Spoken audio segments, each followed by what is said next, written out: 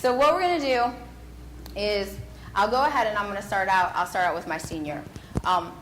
Especially when I'm on stage, I really like to use like as many clippers as I can because I don't want people to think that I have something special that they don't have. That's why my haircut looks like that. It's not. I use exactly everything that you can get and you have, I use. So it's nothing different, anything new. I just take very small strokes because how I always have seen it is if I were to go in and straight up and it was too short, that's more I have to fix. Because I can always take more off, I can't put it back on. So that's a really, really good motto that I've always gone by. And I'm always rocking this clipper out.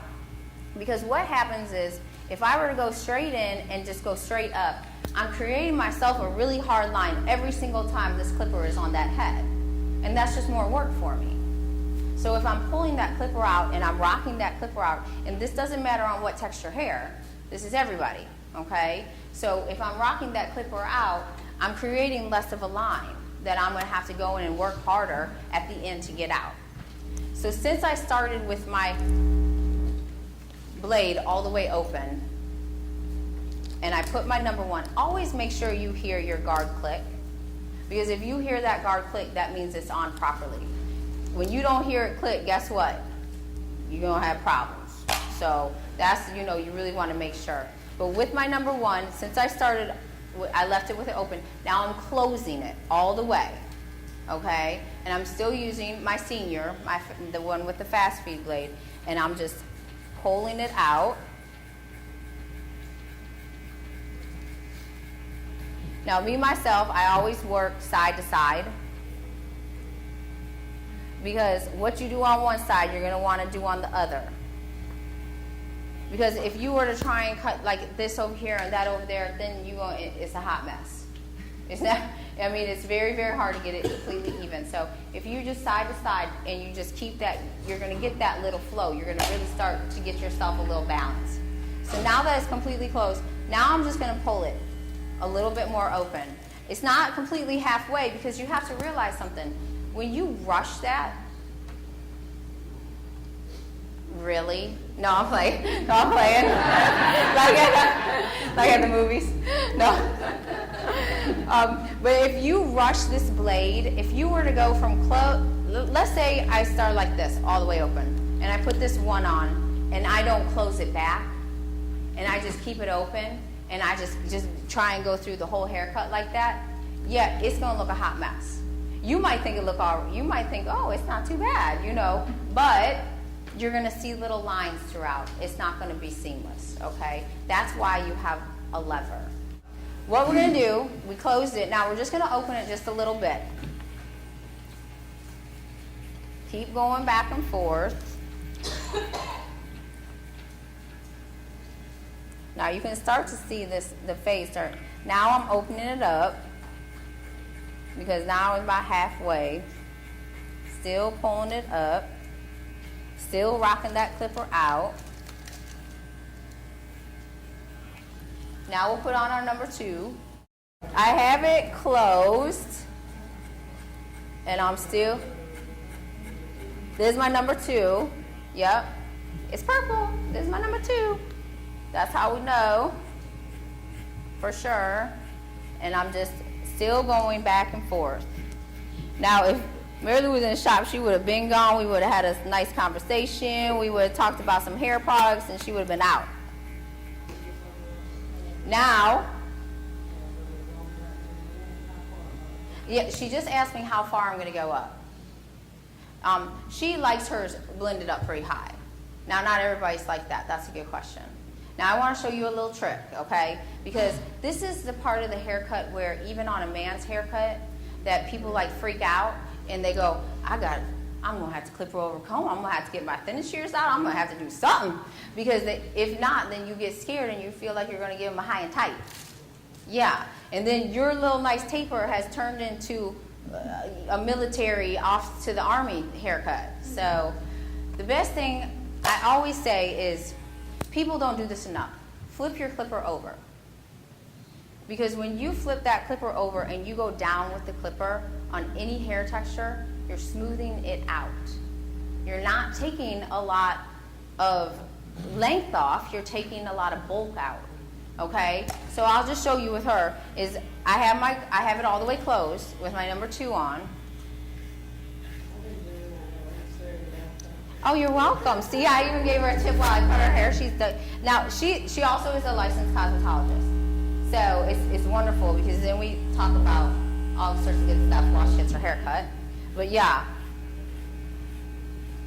But as you can see, I'm still going to fade it up, but if it wasn't, do you see even how that even just looks that much better? How that all that bulk, exactly. It's smoother, that bulks out, and it was only like 4 or 5 little strokes to the clipper. Now that works awesome. This technique also works really, really good if you have people that have an angle bob.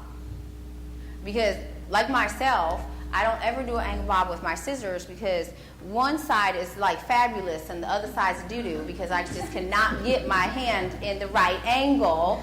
And I'm like, why do I do this to myself? And then I look really crazy trying. But if you use your clippers and you have your number 2 guard on an angle bob, if you were to start in the middle and go down, you can do an angle bob with your clippers. Let me turn them off. If you start in the middle, do you see how you could do that? And you'd have the perfect angle. That right there is the fastest, most precision way to do an angle bob that I know, without all that headache of having to. Now when you go down like this and you get that angle in there, that's when you can go back in and fade that middle part up because you already got that angle in there. Now you can see how we took that bulk out using that method. But I do have it, my number 2 still, and it's all the way open. Still going up a little more. Still rocking that clipper out. Now, don't be afraid of the ears. Everybody's so funny about ears. Like they don't want to touch them or something. I don't really get that, but they move. So, I mean, you just gotta move them. But I think for me personally, I really know the professional of a true stylist or barber. If somebody new comes to my shop, that's like one of the first things I check behind the ear. And if they have that little patch of extra little hair or long hairs behind the ear, I knew that other barber or cosmetologist was just being lazy or just not giving them a precision haircut. Because a lot of times they just don't want to move the ear or like, I don't know, are they scared to touch them? I mean, really, it's not like they got like, snot coming out of them or anything. So, move the ear. So when you move that ear, let's have you turn just a little. There you go. When you move that ear out the way, I'm just going to use just right here, just the end of my clipper. I use the ends of my clippers probably more than I use the whole thing.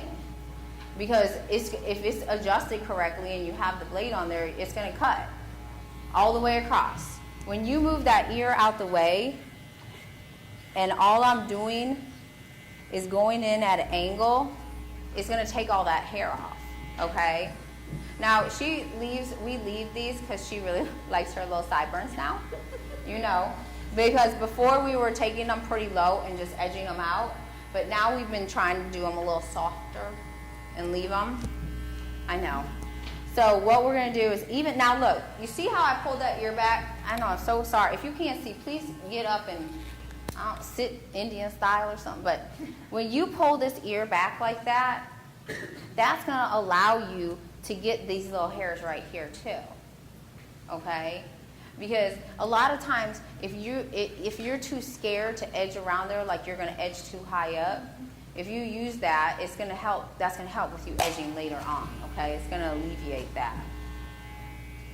So what we'll do is, I'm not going in directly onto that sideburn. I'm just pulling it out. And if you can see, it's left just a nice, still soft sideburn on her.